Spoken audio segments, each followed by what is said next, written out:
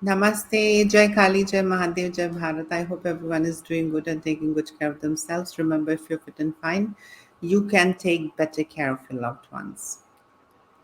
So, in today's video, of course, it's absolutely not related to mental health or anything, but I was wanting to talk about few aspects, and I thought that why not let's talk about it. So today I'm going to talk about religion, but again, before I start, I wouldn't want people or my viewers to get confused religion with the spiritual practices of Hinduism and Sanatan Dharma. So, I mean, I personally see that as a very spiritual way of going about.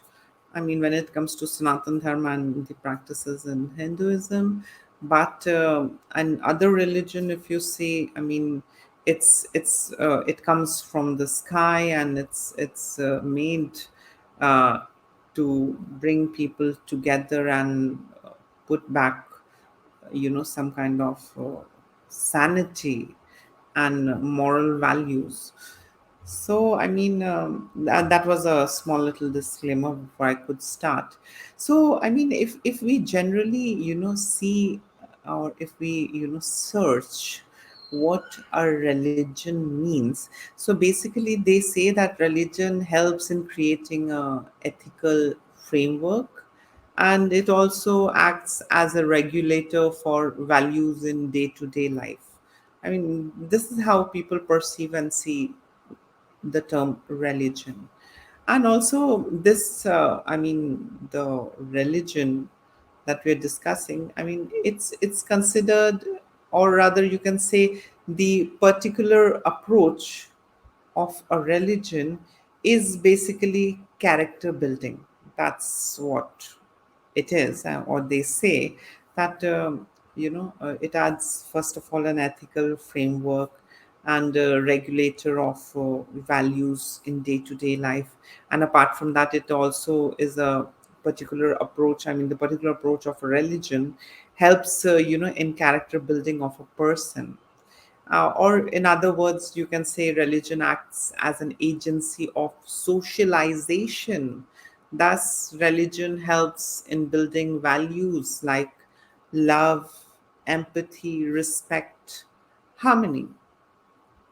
Yeah, so this is how briefly most of the people sum up religion. So if you see, I mean, I see a lot. I mean, I'm talking about India. A lot of people are religious. I mean, like, I do see non-religious people also, like atheist or someone who's left their religion, but religious people are also there. So now the religion aspect. Now I'm covering religion. See, I'm not talking about the spiritual side. I wouldn't be taking the spiritual part of spiritual practices and the spiritual part of Sanatan Dharma in it. But overall, let's understand the mechanism of religion. So basically, religion, I mean, if you ask even a Hindu, a Muslim, a Christian, a Jain, a Buddhist, and all of them will say that it is basically to help you have good values like love, empathy, respect, harmony. It will help you build up your character, and also, I mean, like, it'll, I mean, if your character is built up, then you'll become a better you, and then uh, you being a better you, there will be a good society.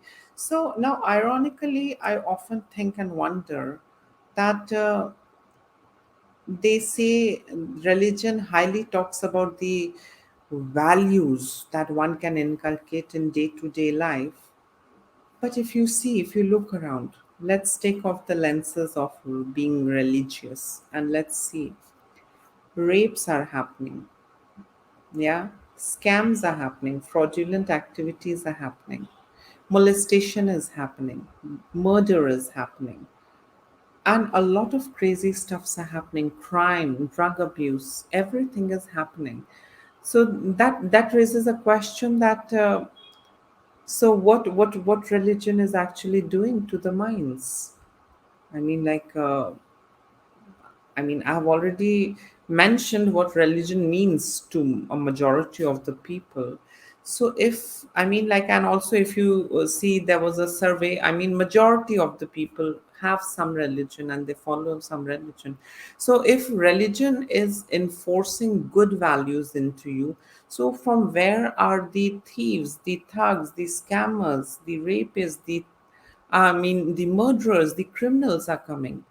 That raises a very important question, that if religion at all had to sort out things and make mankind a better species, but I think it's failing, and as a result of which uh, morality has gone down, empathy has gone to zero, there is less love. People respect money instead of individual beings and their individuality, and it's chaos. There is no harmony at all. So one needs to really think about, either there is some mistake in the practices, or there is some mistake in the concept of religion. Yeah. So religion, often a lot of these religious groups, they say that some scriptures came from heaven and it was revealed and blah blah blah. Some say it's come from the sky, it's come from somewhere very good, and the books, they advocate good things. But if being a believer also, a person is not being a good person, so I think in that case a disbeliever is better, if that disbeliever is trying to be a better human, than a believer who is a criminal in his act and intent. Yeah, at least I agree to that. Some of people might say that no, that's not right, but I think a disbeliever who is maintaining harmony, who is having love, compassion, empathy, and who is having respect, and who is trying to be more sane and human, I think that disbeliever is better than a believer who's creating ruckus. Yeah. So we all need to think about the concept of religion. And definitely, religion, mostly swindles around the moral compass and morality and all of that. And being religious not means being spiritual.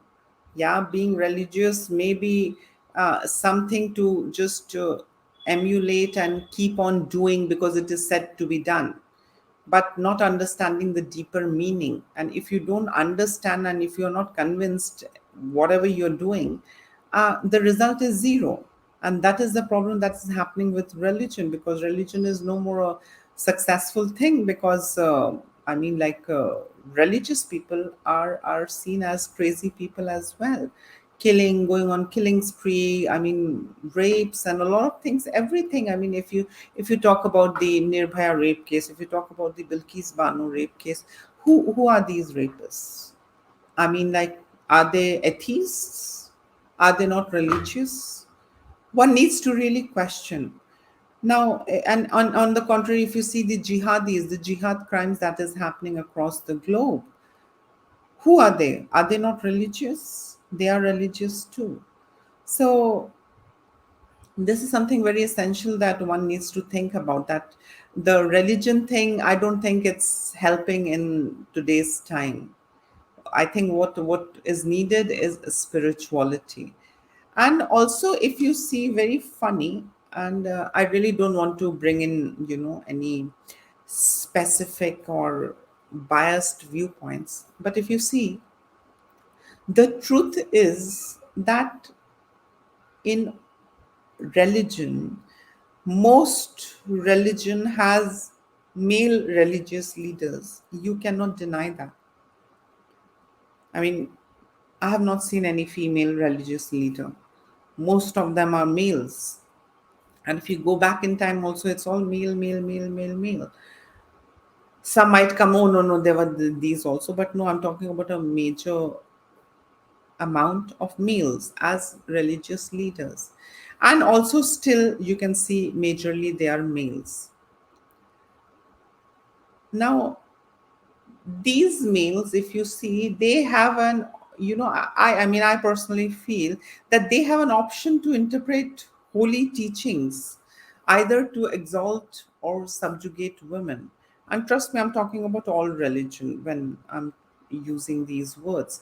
So I mean, like, these male religious leaders, they are the ones who interpret the spiritual and the divine knowledge. They are the ones who's interpreting, and in a way, if you see, all of their teachings are either to exalt or to subjugate women in some ways or the other. And majorly, I mean, like, from my experience, I can say that the Abrahamic religion, if you see, it's all just male religious leaders, and they have the autonomy over something that comes from the sky, and they are the one who can interpret it. Yeah. And all of those interpretations are anti-woman in a lot of ways. Some might go on saying, but the fact remains unchanged that these religious leaders, these male religious leaders, I mean, like, they only hold the authority. Yeah, that we are only right and the others are not right. And they in a way, if you see, if I mean, I don't want to beat around the bush, but if you see, it revolves around exalting or subjugating women in some ways or the other. And also, they have, I mean, I'm just assuming it might be that it's because of their selfish and overwhelmingly, their own desire to always not to exalt but to subjugate women. So I mean, like, a lot of these fraud, these babas and gurus that you see in day-to-day life, I mean, like, mullahs are involved. If you see in madarsas, they are subjugating kids. And I mean, like, a lot of these elderly people, I mean, like, they are into a lot of these crazy stuff. So if you see these religious, male religious leaders, rather than exalting, they prefer choosing, to subjugate. And it's absolutely, it sounds very selfish, their choice. It sounds very selfish. And they keep continuing, and they keep, laying the foundation, and they keep justifying, these male religious leaders, they keep laying the foundation, and they keep justifying uh, about the, pervasive persecution and abuse of women throughout the world. So I mean, like, if you talk about, I mean, I really don't want to pinpoint, but most religious, I'm not talking about the spiritual aspect of Sanatan Dharma. I mean, you might find discrepancies in the scriptures, and I mean, discrepancies are everywhere, and one cannot deny. I have come across a lot of scriptures also, I mean, like, Hindu scriptures, where I did not resonate well. I did not like it, what I read. So, but again, when I consulted a couple of people as to why, I mean, women are so looked down upon, and then they said, "Oh no, that's a wrong translation." So again, it goes back to the same excuses that you get it from the mullahs and all of those people, that oh, you are reading the wrong tarjuma, you're reading the wrong interpretation, you're reading the wrong translation. So I mean, whenever any any aspect of critical thinking is involved into deciphering the meaning, the deeper meaning of these religious scriptures, they quickly, they just say, oh, it's a wrong interpretation. And that is also one of the points that I wanted to add in. So if you see these male religious leaders, they are quite, obsessively, I mean, I would say, they are constantly into justifying the pervasive, persecution and abuse of women. Either it is something heavenly, or this is how they should be handled, or this is then they would go to heaven, and then this and that and blah blah blah blah blah. So I mean, to sum up, according to me, religion is a man-made concept. I don't see anything heavenly, because then religion discriminates. There is discrimination. There is good and bad. I'm right, you're wrong. Something like this is there. My religion is best, yours is wrong. And so I think religion is, of course, a man-made concept. And by man-made, I literally mean man-made, because all of the female persecutions, or in a way, under the sheath of religiosity, the persecution and subjugation of women is all masked and just covered. So I mean, religion is a man-made thing, and I think gradually more people would not resonate with the idea of religion in coming times. And yes, a huge amount of people are looking forward uh, to spirituality, self realization, understanding oneself, connecting with yourself at a deeper level. I think more people are interested in these things in today's time, rather than doing what is good and bad and subjugating, supporting patriarchy, subjugating women, and not helping the other community. If you see caste system, these different orientation people, I mean, like, there are these mess ups with, I mean, it's not balanced, when it comes to religion. One is good, one is bad, one is superior, one is wrong. I don't understand. I mean, if religion, I mean, like the meaning that I already explained, I mean, discussed with you all, if the religion is there to create an ethical framework and as a regulator for the values in day to day life, so then why discrimination? This question comes: why discrimination? If religion is to really enhance you and make you into a better you, why, I mean, how can we visualize a better us who has a lot of discrimination problems? Discrimination problem definitely arises with ego. Ego is one of the important reasons that no, I am better, I'm superior, you are not superior, you're not better. So any kind of discrimination, whether it be religious or whatever, I mean, like, I mean, to me, religion is quite a man-made thing, a patriarchal construct, I would say. And apart from that, I think it's a boring idea in today's time. So yes, I mean, I like the Sanatan spiritual, I mean, way to lead one's life, and there is nothing called pleasing some heavenly person up there. Me being a Kali devotee, I mean, like, I connect to her. I don't do things to please her, but I try and connect to her. And I think I feel that I'm connected, and I feel the changes in me. So it's not that, I mean, I see her as my friend. I see her, I mean, I see Makali as my friend. I see Makali as my sister, my everything. I mean, so I mean, my way of looking at her is very different. So I mean, I can never visualize that she might get angry, or I might not be sufficient enough for her. I mean, she's like a part of my life. That's the way how I look at her.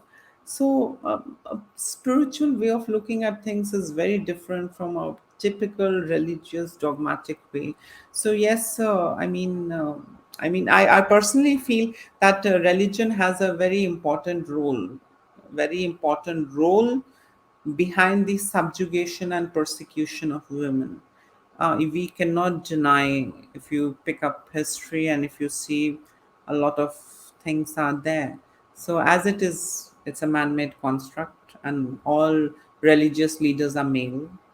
So, of course, the weaker ones would be subjugated, weaker ones would be persecuted. So, yes, This is what I wanted to share with you all, my certain views and thoughts that was coming in my mind, so I wanted to share it with you all. If you all want to add in something to it, you all are free to comment below, and please do like, share, subscribe the channel, and take care of yourself, and please uh, be a better human, and I mean, be spiritual, connect to your inner self rather than trying to connect to something which doesn't exist and which has a list of do's and don'ts. So, yes, connect to the divinity that is inside of you. So, yes, I'll see you again. Till then, please take care of yourself. Lots of love and blessing. Bye.